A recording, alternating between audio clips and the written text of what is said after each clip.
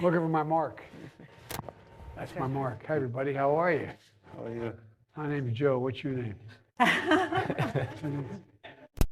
Richard McGee. Good to see you, Richard. And Mr. President, it's my pleasure to introduce you to Dr. Sun Yi, one of our professors. Where are you? Welcome to Pleasure to meet AMP. you. Good to be here. Welcome to home of this future robot and advanced robotics research. And I'm working with students of HIT, and they are learning the theory of this robot engineering and the science, and learn by themselves and become smarter than professors and hardware and the software, artificial intelligence and machine learning, and they are applying what they have learned in the classroom to this robot, make a new robot, and make an existing robot better. The better robot means better support to human workers and make the humans safer, especially when human access is limited and dangerous. And I want to introduce my student, Richard. Yeah, so this is Spot.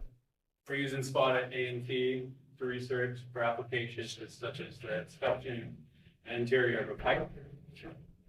And you can see you can crawl down low to get into a small area. And another inspection would be, or another application would be inspection for infrastructure safety, which would be a vital part of the Build Back Better plan. And another great thing about Spot, it's completely customizable. We've installed this LiDAR sensor on this bag, so we can get a detailed scanned image of the interior of the pipe. Robotic arms in front that can reach, grasp.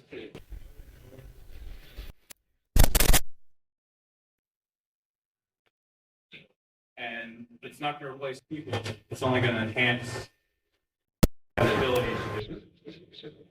So, Mr. President, Commander, it's safe in the White House.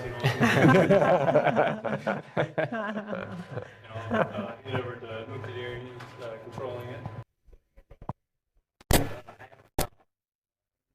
Up to the security, like 315 and the environment.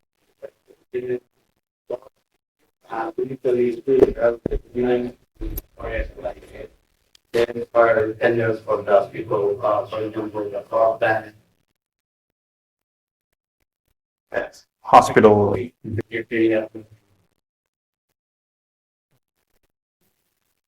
So yes, I am a new president. I focus is pretty much on autonomous vehicles.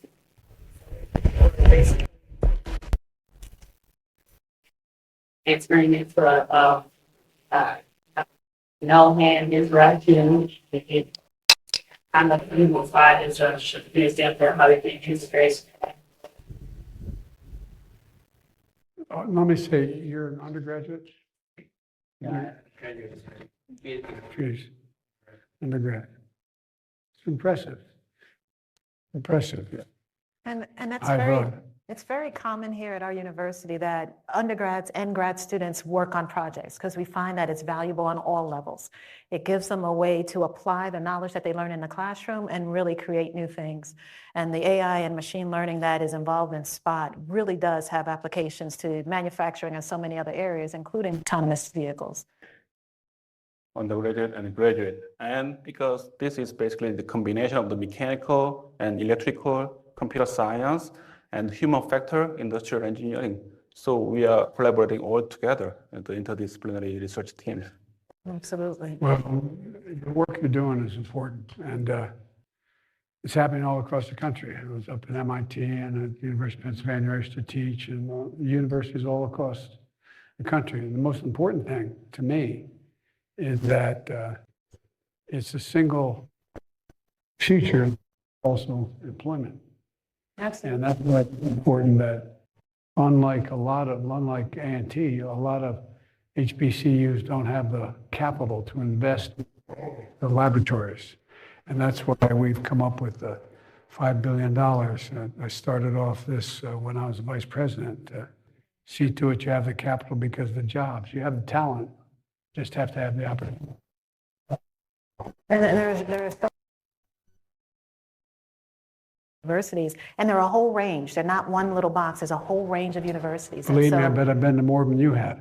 I bet you may have. Well, I don't know. We'll compare notes. However, the bottom line is what you're trying to do will help all of the universities, and we appreciate Oh, it. no, it will. It's just, but I guess the point I'm trying to make is that we assume that these more change is going to take place in the next 10 years than took place the last 50 years. Okay. Technology is moving so rapidly. And the assumption is that unless you are at a significantly endowed university with a long pedigree and so on, that the students don't have the capacity to do the work. But I've never believed that. And I Oh, well, believe we the know quite better than that. So you're right. No, but let me talk for a second. I'm a professor. You are the president. That's all that we need. No, I'm Professor Biden from Penn. But all kidding aside, it's a really important thing I want you guys to understand, that we underestimate the capacity of people coming from backgrounds that are like the ones I came from, backgrounds where you don't have the financial wherewithal, where getting to school is difficult, and so on. We have the capacity to do whatever anybody else does. It's just being able to invest in it, have the opportunity to be exposed to it. And that's what impresses me so much about what you all are doing. And it's really impressive. It really is. And Spot, I tell you what, be nice to me on the way out. Okay? And there's a couple press people I want you to look at. Anyway. He has bowed to you.